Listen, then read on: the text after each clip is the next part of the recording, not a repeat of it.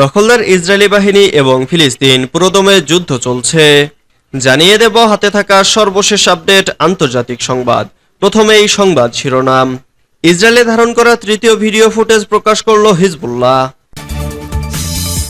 এরপর জানিয়ে দিব যুক্তরাষ্ট্রকে মধ্যপ্রাচ্যে ইরান বিরোধী জোট গঠনের আহ্বান নেতানিয়াহুর। এদিকে গাজায় 5 ইসরায়েলি জিম্মির মরদেহ উদ্ধার। এরপর জানিয়ে দিব কমলা হ্যারিসের সমর্থনে প্রচারে নামছে ওবামা। আরো জানিয়ে দেব নেতানিয়াহুর ভাষণের প্রতিবাদে যা বলল হামাস। সর্বশেষ জানিয়ে দিব রাশিয়া চীনের 4 যুদ্ধবিমান আটকে দিল যুক্তরাষ্ট্র ও কানাডা। এতক্ষণ শুনছিলেন সংবাদ শিরোনাম, এবারে বিস্তারিত। তবে অনুরোধ থাকবে ভিডিওটিতে একটি লাইক করবেন এবং কমেন্ট করে জানিয়ে দিবেন কোন জেলা থেকে আপনি আমাদের এই ভিডিওটি দেখছেন। ইসরায়েলে ধারণ করা তৃতীয় ভিডিও ফুটেজ প্রকাশ করল হিজবুল্লাহ। ইসরায়েলের প্রাণকেন্দ্রে ধারণ করা তৃতীয় ভিডিও ফুটেজ প্রকাশ করেছে লেবাননের সশস্ত্র গোষ্ঠী হিজবুল্লাহ। এই ভিডিওতে ইসরায়েলের একেবারে প্রাণকেন্দ্রের বিস্তারিত এবং আকর্ষণীয় অসংখ্য চিত্র রয়েছে বলে দাবি গোষ্ঠীটির। হিজবুল্লাহর সামরিক ইউনিটের গণমাধ্যম বিভাগ ওই ভিডিওটি প্রকাশ করেছে বলে ইরিনা জানিয়েছে। হুপো জানিয়ে ফিরে এসেছে এই শিরোনামে সিরিজ ভিডিও প্রকাশ করতে যাচ্ছে হিজবুল্লাহর সামরিক ইউনিট। ওই সিরিজেই তৃতীয় ভিডিওটি প্রকাশ করেছে বৃহস্পতিবার। গতকালও হিজবুল্লাহ তাদের হুপো সার্ভেইলেন্স ড্রোনের সাহায্যে ধারণ করা একটি ভিডিও প্রকাশ করেছিল। এই ভিডিওটিতে ইসরায়েলের পুরো রামাত ডেভিড বিমান ঘাঁটির বিস্তারিত ফুটেজ দেখানো হয়েছে। ইসরায়েলের জটিল প্রতিরক্ষা ব্যবস্থাকে ফাঁকি দিয়ে হিজবুল্লাহর হুপো ড্রোন এসব ভিডিও ধারণ করে তাক লাগিয়ে দিয়েছে।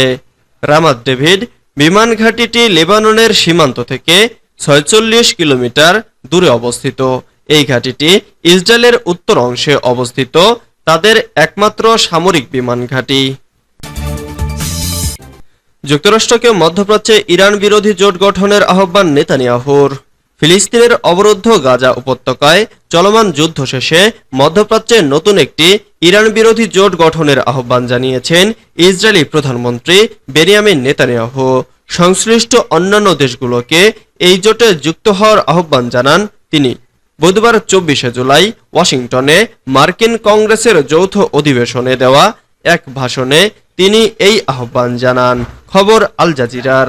মার্কিন আইন প্রণেতাদের উদ্দেশ্যে নেতানিয়াহু বলেন, আমরা এটিকে আব্রাহাম জোট বলতে পারি। যুক্তরাষ্ট্র ও ইসরায়েল এ জোট গড়তে পারে।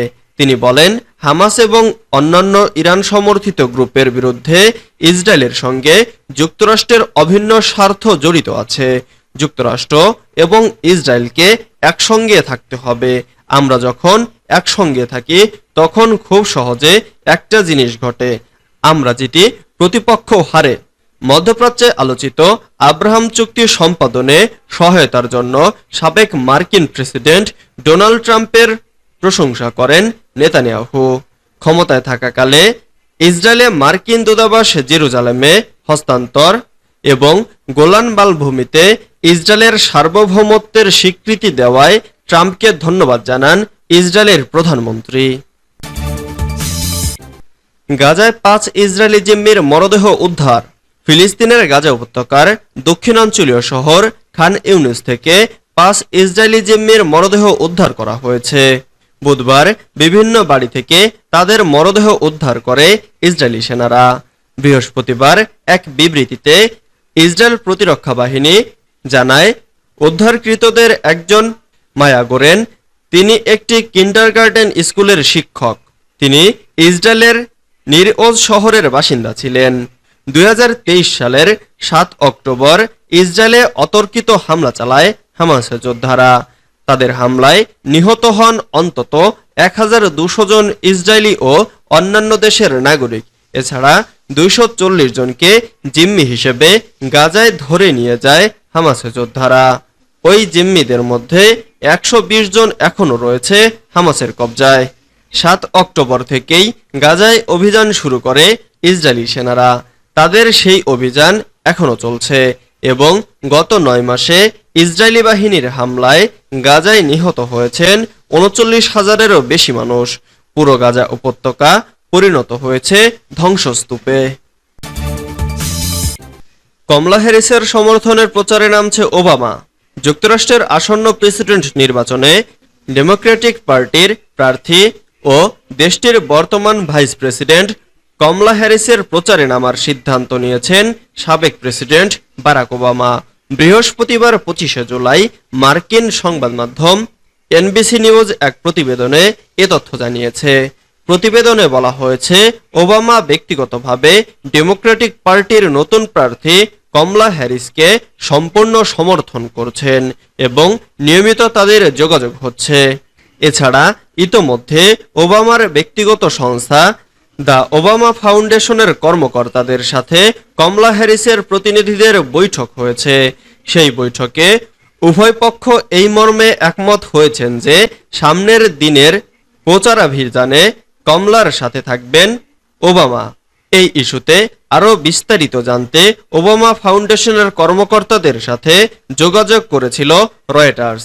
তবে ফাউন্ডেশনের কোনো মুখপাত্র এই ইস্যুতে মন্তব্য করতে রাজি হননি। নেতানিয়াহুর ভাষণের প্রতিবাদে যা বলল হামাস। মার্কিন কংগ্রেসের যৌথ অধিবেশনে ইসরায়েলি প্রধানমন্ত্রী বেনিয়ামিন নেতানিয়াহু যে ভাষণ দিয়েছেন তা মিথ্যায় ভরা বলে জানিয়েছে ফিলিস্তিনের স্বাধীনতাকামী সংগঠন হামাস। বুধবার 24শে জুলাই ওয়াশিংটনে মার্কিন কংগ্রেসের যৌথ অধিবেশনে দেওয়া ভাষণে ইসরায়েলের প্রধানমন্ত্রীর ভাষণের পর হামাস এসব কথা বলেছে। খবর রয়টার্সের। হামাস বলেছে, মার্কিন কংগ্রেসে নেতানিয়াহুর বক্তব্য মিথ্যায় ভরা।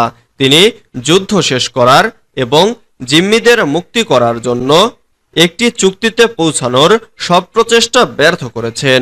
হামাসের জ্যেষ্ঠ কর্মকর্তা শামি আবু জুহুরি বলেন, মার্কিন কংগ্রেসে ইসরায়েলের প্রধানমন্ত্রী বেনিয়ামিন নেতানিয়াহুর ভাষণ থেকে বোঝা যায় যে তিনি যুদ্ধবিরতি চুক্তি করতে চান না। মার্কিন আইন প্রণেতাদের উদ্দেশ্যে নেতানিয়াহু বলেন, আমরা এটিকে আব্রাহাম জোট বলতে পারি। যুক্তরাষ্ট্র ও ইসরায়েল এ জোট গঠন করতে পারে। নেতানিয়াহুর প্রায় ঘণ্টাব্যাপী ভাষণের মাঝে আইন প্রণেতারা যেমন হাততালিতে ফেটে পড়েছেন, তেমনি অনেক শীর্ষ ডেমোক্রেটিক নেতা চুপ করে বসেছিলেন। রাশিয়া চীনের 4 যুদ্ধবিমান আটকে দিল যুক্তরাষ্ট্র ও কানাডা।